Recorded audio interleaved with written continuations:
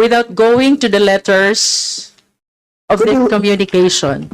Could you please first manifest what you have in your possession? With me is a copy of the letter of the Office of the Vice President, signed by Attorney Zuleka T. Lopez, Undersecretary and Chief of Staff, addressed to Honorable Gamaliel A. Cordoba, Chairperson, Commission on Audit, Quezon City. This is dated August 21, 2024. Madam Chair, this is composed of 4 pages, and I lament that I do not have material time to go over this letter by the letters.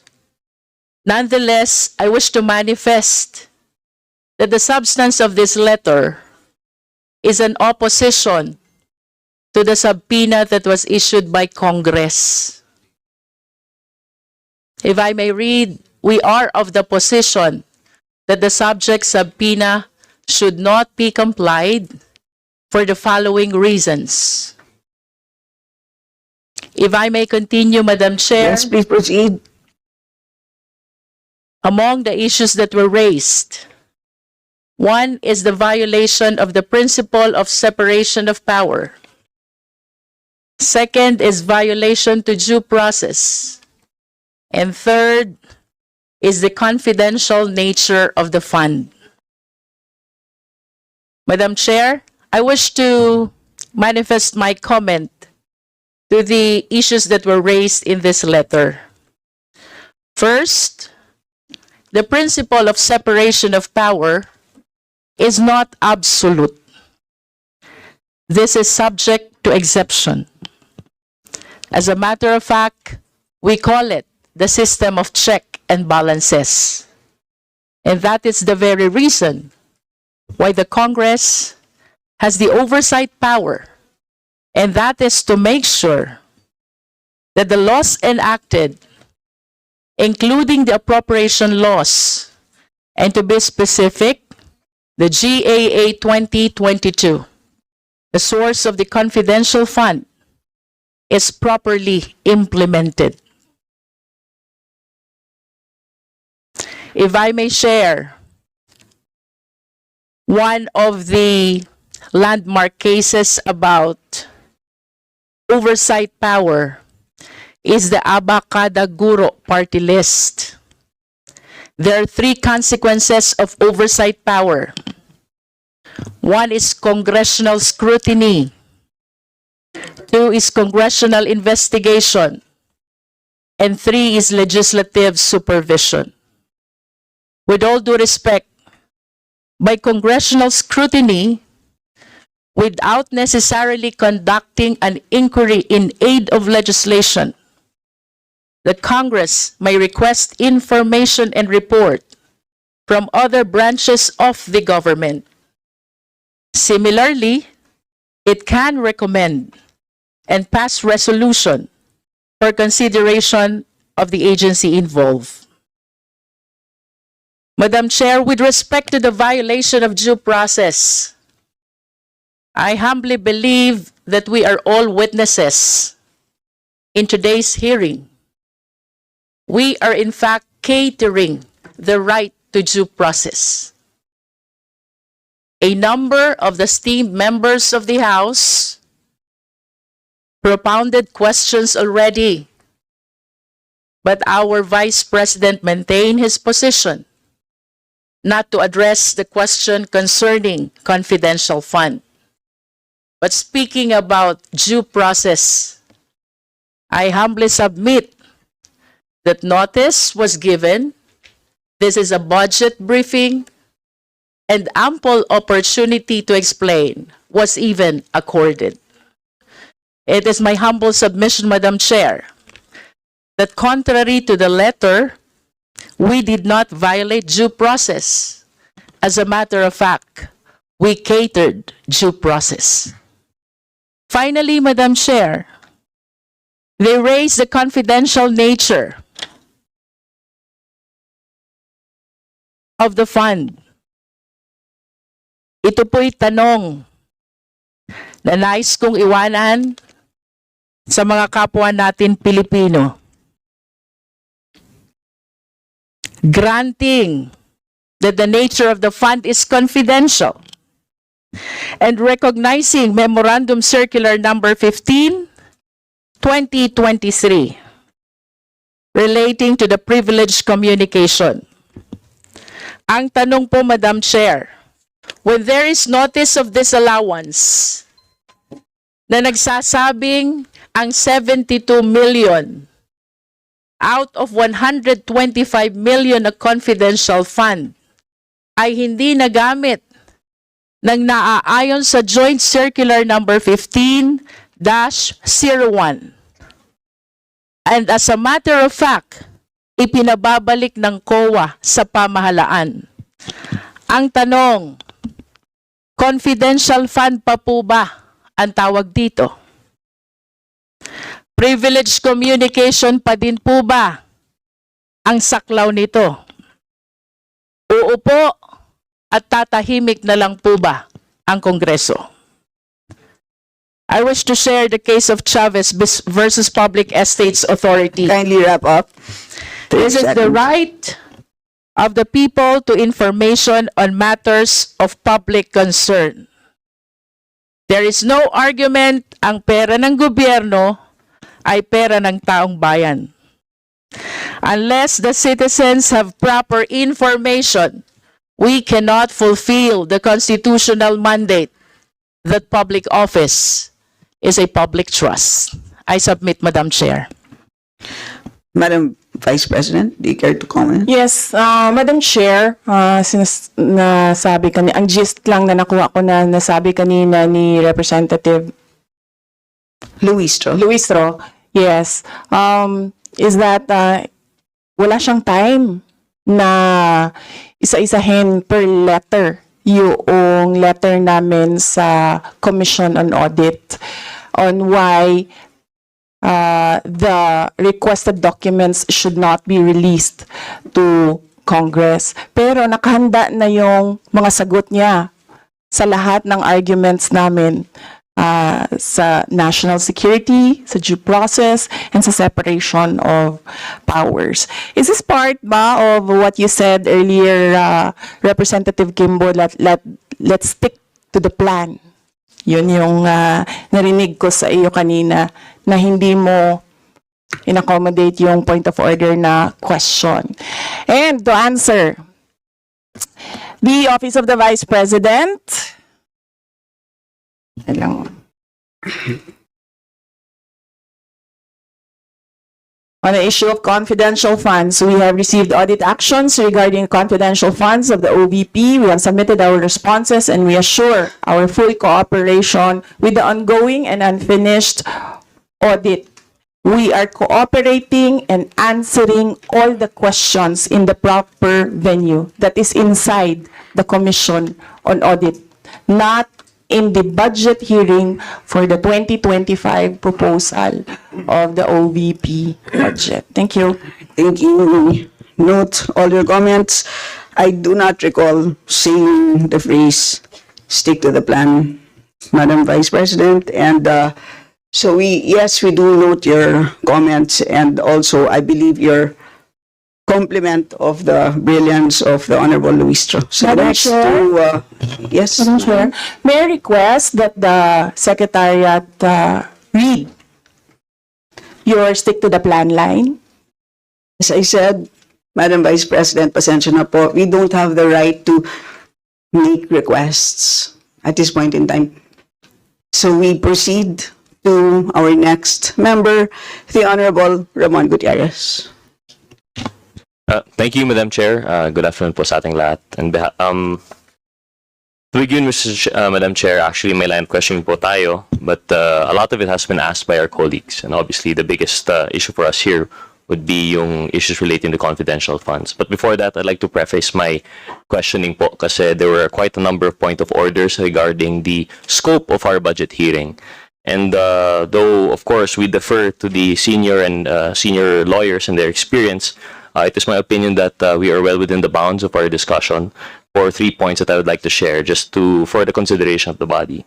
First, as mentioned by Congressman Manuel, Under our rules, under Rule 162, we have rulings as president. Under Rule 163, we have supplementary rules regarding our parliamentary practices.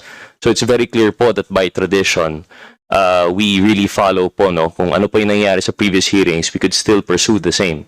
And very much, if I recall, in other proceedings, in other hearings for the budget, we do discuss years going back. And in fact, we can actually we can draw comparison with utilization and allocations of previous administrations, because precisely this is part of our oversight function and part in support of our duty in legislating for the General Appropriations Act. Second, Mr. Chair, I'd like to point out also that part of the President's budget and the NEP, if we take a look, that there is a portion on proposed budget, there's a portion on current budget, and there's a portion of actual.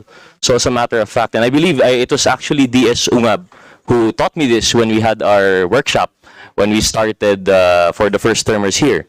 And that actually, while we are discussing the budget of 2025, verily part of the NEP, of the actual, is actually discussing 2022. And very much as precisely mentioned by Congresswoman Kimbo, sometimes the validity of appropriations can go on for 2 years, and that is why exactly we can really look into that. And third, and I think most important in relation to the issue of the confidential funds, is the question of yung sa COA po, yung itong notice of disallowance and audit report which we have received by virtue of subpoena duces tecum.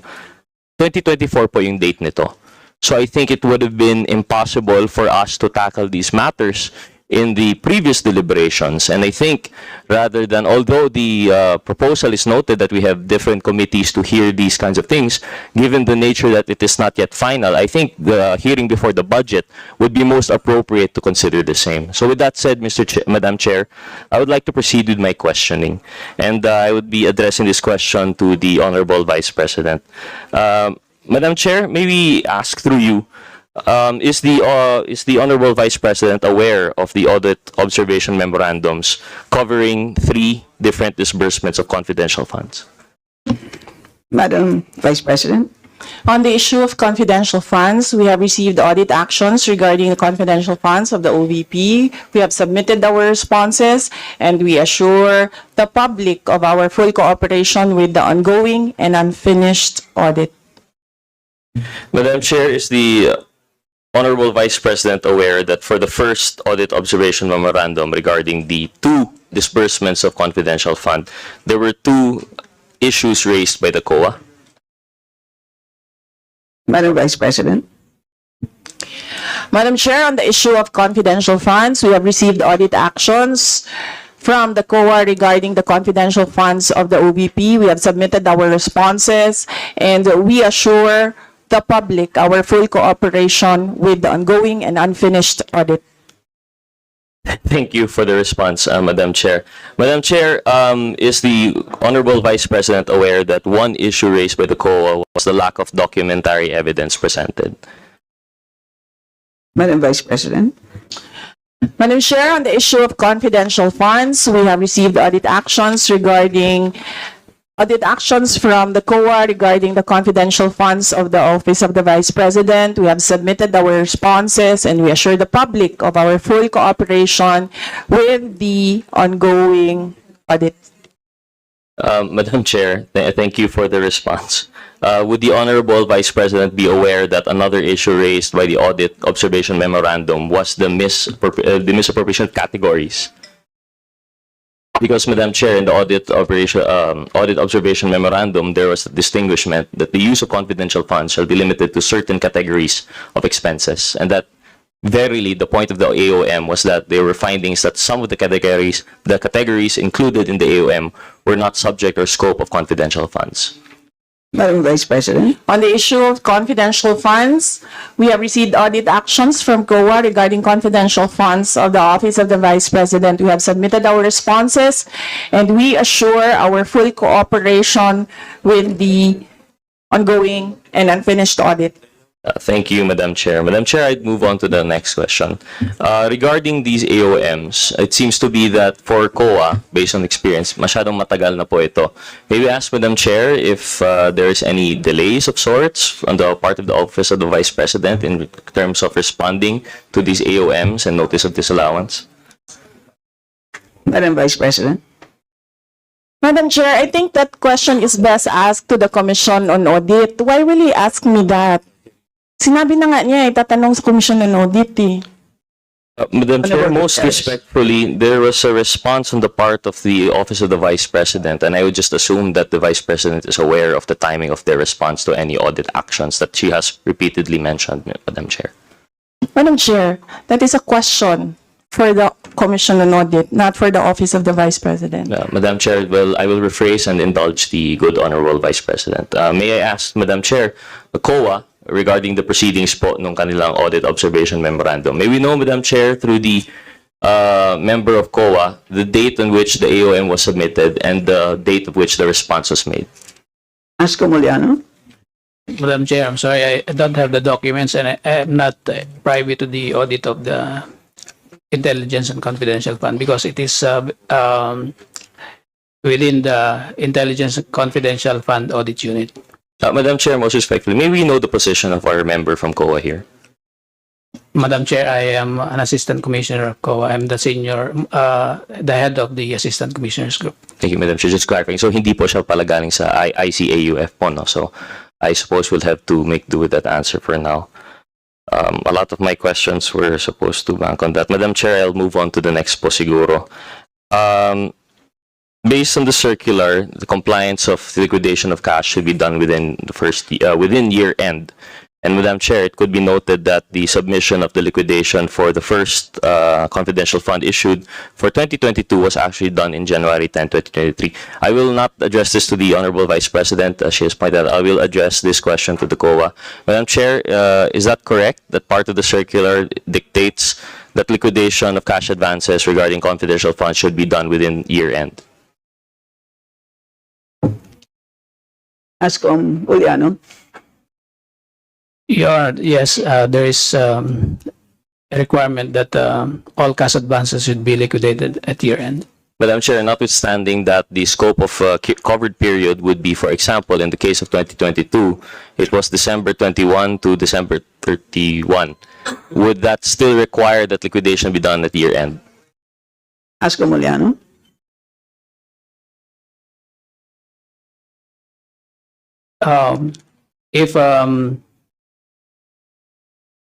If the disbursement is not yet generally all unliquidated cash advances should be liquidated at year end. So, Madam Chair, notwithstanding that it ended December 31, it should have been liquidated at that time, but yet the liquidation report was filed in January 10. Wouldn't this be ground for the disallowance of the whole confidential fund for 2022, Madam Chair? Ask Cumuliano. Under our rules, the disallowance is based on the usage of funds, not on the cash advance. If the usage of funds is irregular, it could be disallowed, but it is based on untimely liquidation of cash advance. There are administrative penalties under the circular, but it should not be the sole basis for notice of disallowance. Madam Chair, if with the indulgence of the committee, just two more questions. Yes. The one more question on that matter, the address to the good Assistant Commissioner. Madam Chair, what is the scope of these administrative penalties? Ano po yung length ng time of penalties that were prescribed? I don't have the circular on the cash advance. Okay. It's 97-001 if I still remember it. Thank you, Madam Chair. Madam Chair, last question po, no? And I think it should be noted that the first CIF that was issued, the first confidential funds 2022, was based on yung contingent fund and later on passed on. But however, for the second, it was already part of the GAA.